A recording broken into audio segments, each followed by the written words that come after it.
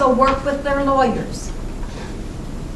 Sometimes we work with their lawyers very actively. In the Sean Hawkins case, I met with the lawyer and the family every other week for a year, and sometimes every week. Other times, once or twice, we see them or talk to them or whatever, and particularly around clemency hearings, we want to know what they see as the most pertinent things to say, so that the message is clear. Families, on the other hand, can say some things lawyers can't say. Lawyers work within a legal framework. We respect that. But we also know a mom can say, in my heart, I know. The lawyer isn't going to say that. And it's okay to say that if you're the mom. So sometimes they have a message we need to hear that lawyers can't give. But we don't want to ever contradict, because quite frankly, we're all on the same team. Most of the time we find that lawyers are really happy to have some people around to help the family because they're really busy with the legal stuff, and they really don't want mom calling regularly to say, now what can I do, or is this okay, or whatever. They'd like to have somebody else who just handles that. Because many families get very angry at lawyers, quite frankly, because they want them to perform a miracle, and that's not going to happen probably. So we fill that little niche there of being someone people can talk to. And sometimes they talk a lot, and sometimes it's one phone call, and some families it's none. There are people who have died, having been on Ohio's death row, and frankly, the only time they connected with their family was the last couple of weeks, if they connected at all. There is one man with a date now in 2016. We go pretty far here in the state of Ohio. His brother is on Ohio, on our OTC, on our Families That Matter board. He's on death row too. And he wrote the other day to say, well, it's really awful that my brother has this date, and it weighs on my mind. But on the other hand, I'm now getting some visits from people that we never heard of from before.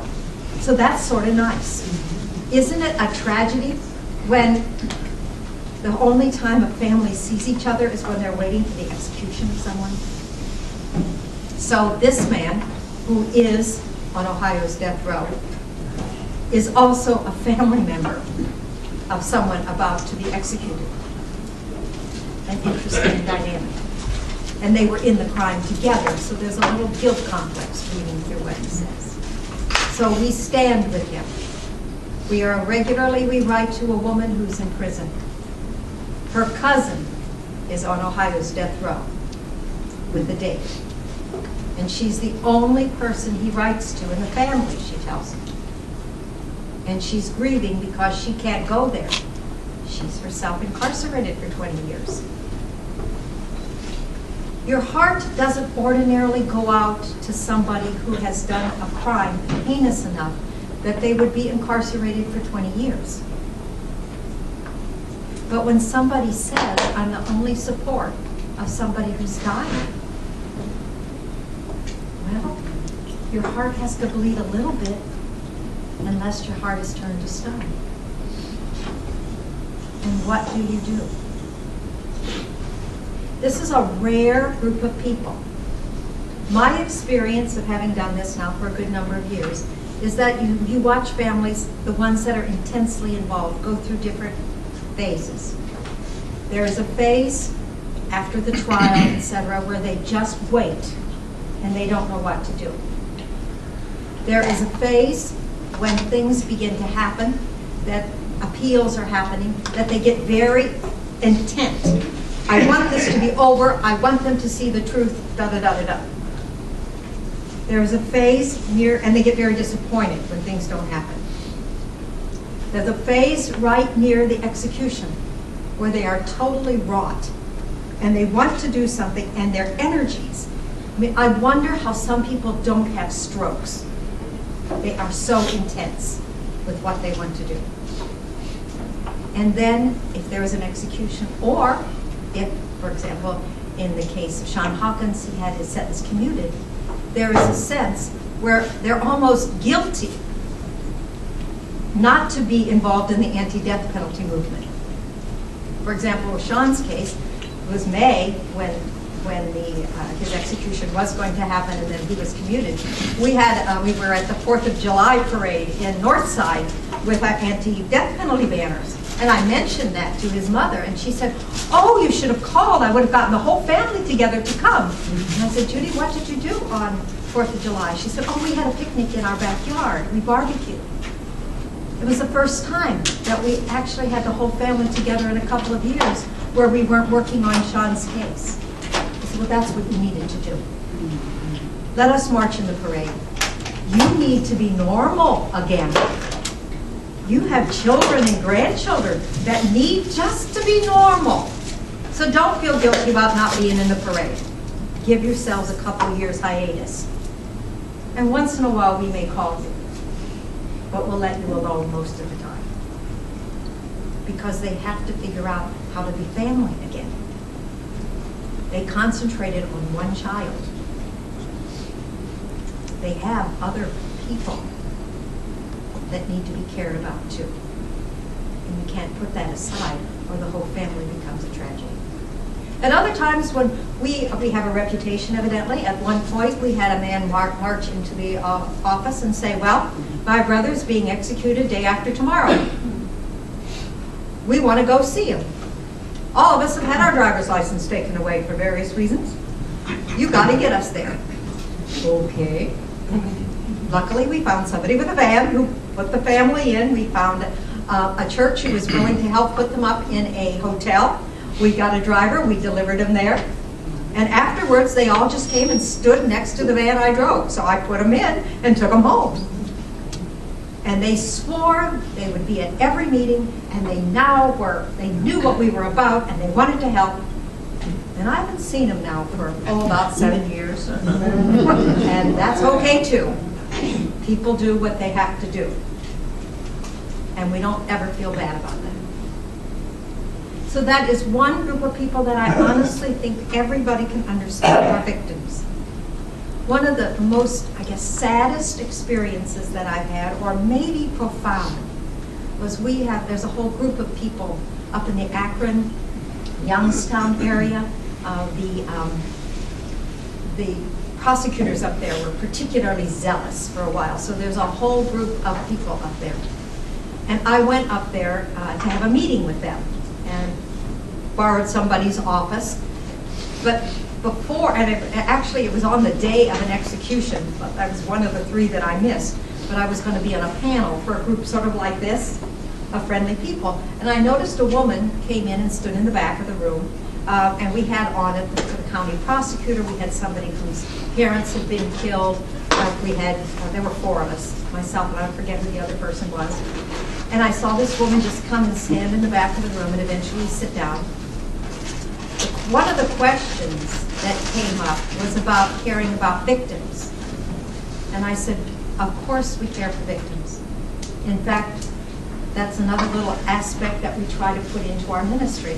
But it's often very difficult to be on both sides at the same time in the minds of people, especially around executions. You know, there's a lot of tensions there and a lot of pain. So we work on it very carefully. And there are other organizations that really make that their focus, and we help. I said, but I also think that when we work with families who have somebody on death row, they are victims. There is no parent that you can ever imagine who says when they look down at their child, my goal for this child is to be executed. Nobody does that. People want the best, and they suffer through, all parents suffer through the mistakes of their children. Hopefully most of them are little mistakes. But when it's a big mistake, parents, family members suffer horribly. The panel was over. I was packing up my stuff. People come up to talk for a minute. The woman was standing in the back. Then she came up and she said, thank you for what you said about victims. And tears began to roll down her face. And I said, so I was talking about you. She said, yes. My son killed his wife and his child. And I'm all alone. That's how I feel. I talked to her for a moment. I said, tonight we're having a meeting of a group called Families That Matter. Everybody there will be somebody who is also a victim. You're welcome to come. We're having supper. I gave her the address. She said she knew where it was. She said, I'll think about it. I said, okay. You do what you have to do. Gathered that night, we had the mother of the next person to be executed. We had the mother and cousin, and that woman had a retinue of about 5 relatives and her minister. We had the mother of a young man who had been executed 1 year earlier, and so she was remembering the anniversary. We had the wife of someone on death row. We had a Families That Matter advocate whose son has since been executed, but she was there, and a few people associated with them, the whole gamut. We had supper. We were sitting around. People were saying, this is what's happening, that's what's happening, etc. The doorbell rang. I got it, and it was the woman I had met earlier. And she said, is it all right? And I said, yes, come on in. She sat down and looked at the group.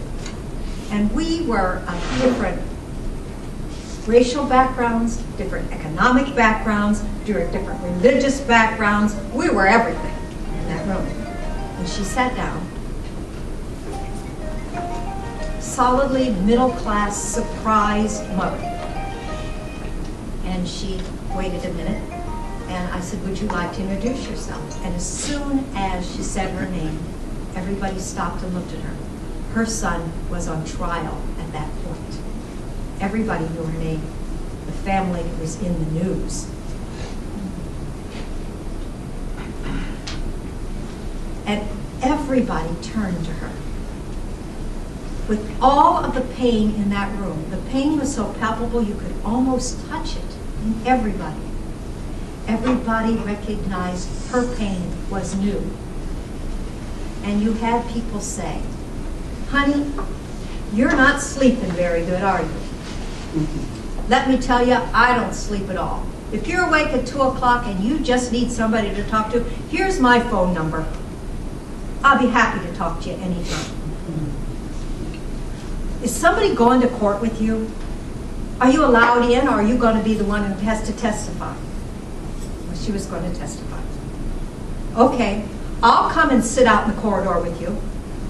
You should never do that by yourself. I did. It was horrible. Or, in the case of one person, I didn't go, and I should have. So I'll go with you. Everybody. And I thought to myself, a more unselfish group of people I've never met in my life. Because there's nobody here who isn't in extreme pain. Her son was convicted. She admits rightfully. And she's retired and does what she can. I left, and I had hardly any energy left in my body. You know, it's like all of these people